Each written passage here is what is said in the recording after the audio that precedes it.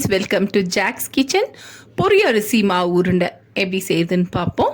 இந்த ரெசிபி செய்ய தேவையான பொருட்கள்: 1 கிளாஸ் புழுங்கலரிசியை நல்லா கழுவி காய வச்சு எடுத்துருக்கிறேன்.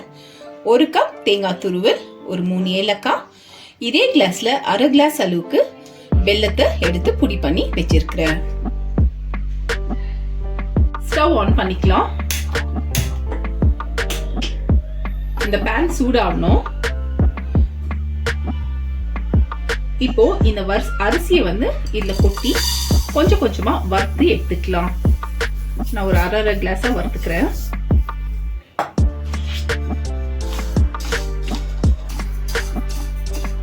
பாருங்க, இந்த அரிசி நல்லா இந்த மாதிரி பொரியணும்.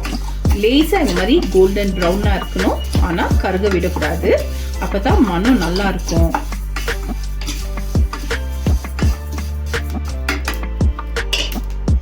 இப்போ ஸ்டவ் ஆஃப் பண்ணிட்டு இதை எடுத்து பிளேட்ல போட்டுக்கலாம்.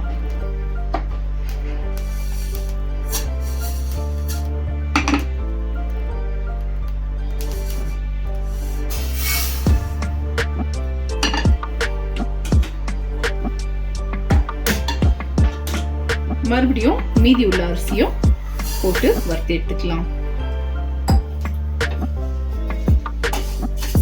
பாருங்க, இந்த புழுங்கல் அரிசியை நல்லா வறுத்தாச்சு. இப்போ இது ஆறணும். இதுக்கு ஏன் பொரிய அரிசி மாவு உருண்டைன்னா, பாருங்க, வறுத்த உடனே இந்த மாதிரி பொரி பொரியா வந்திருக்குது இல்லையா, அதனால தான் இதை பொரிய அரிசி மாவு உருண்டைன்னு சொல்றாங்க. பாருங்க, இது நல்லா ஆறிடுச்சு. இப்போ இதை மிக்ஸி ஜார்ல போட்டு அரைச்சி எடுத்துக்கலாம். பாருங்க, மிக்ஸி ஜார்ல கொஞ்சம் கொஞ்சமா அரிசியை போட்டு அரைச்சிக்கோங்க. அது கூடவே இந்த ஏலக்காவையும் போட்டு அரைச்சி எடுத்துக்கோங்க. பாருங்க, இந்த மாதிரி ரொம்ப நைஸாவும் இல்லாம ஓரளவுக்கு கொஞ்சம் குறுமையா இருக்கணும். அப்பதான் நல்லா இருக்கும். இந்த மாதிரி அரைச்சி எடுத்துக்கோங்க. ஸ்டவ் ஆன் பண்ணிக்கலாம்.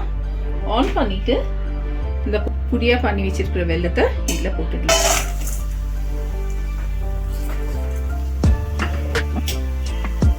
இந்த அரிசி எடுத்த கிளாஸ்லயே 1/2 கிளாஸ் அளவுக்கு தண்ணி ஊற்றிக்கலாம். 1/2 கிளாஸ் தண்ணி ஊற்றிக்கலாம். ஃபர்ஸ்ட் இந்த வெல்லம் நல்லா கரையணும். பாருங்க, வெல்லம் நல்லா கரைஞ்சிடுச்சு. இப்ப இதை எடுத்துட்டு வடிகட்டிக்கலாம்.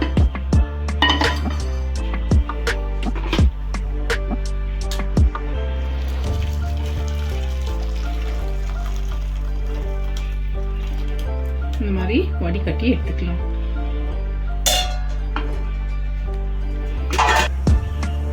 இந்த வெல்லம் நல்லா கொதிக்குது. இதுல கொஞ்சமா இந்த தேங்காய் பூ சேர்த்துக்கலாம்.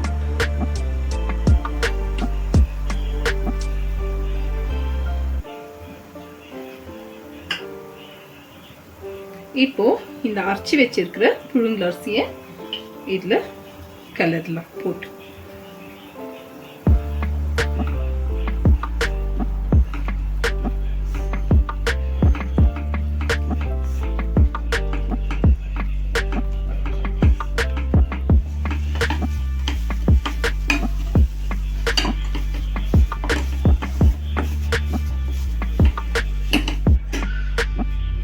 இவ்வளவுதாங்க. இதை நல்லா கட்டியெல்லாம் இல்லாம இந்த மாதிரி கலரி எடுத்துக்கணும். இப்போ ஸ்டவ் ஆஃப் பண்ணிட்டு கீழே இறக்கி வச்சு இப்போ உருண்டை பிடிச்சிக்கலாம்.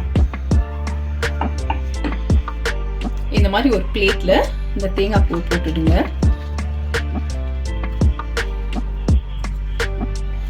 போட்டுட்டு இப்போ இதை இந்த பொரி மாவை என்ன சேர்த்துக்கணும்.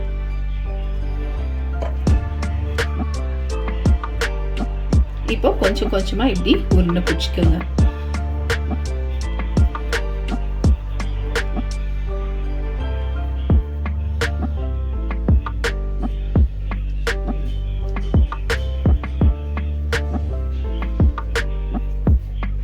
இதே மாதிரி எல்லாத்தையும் உருண்டை பிடிச்சிருங்க. கொஞ்சம் கை சூடாக தான் இருக்கும். தேவைப்பட்டால் கொஞ்சம் தண்ணி யூஸ் பண்ணிக்கோங்க. தண்ணி தொட்டு தொட்டு பிடிச்சிக்கோங்க.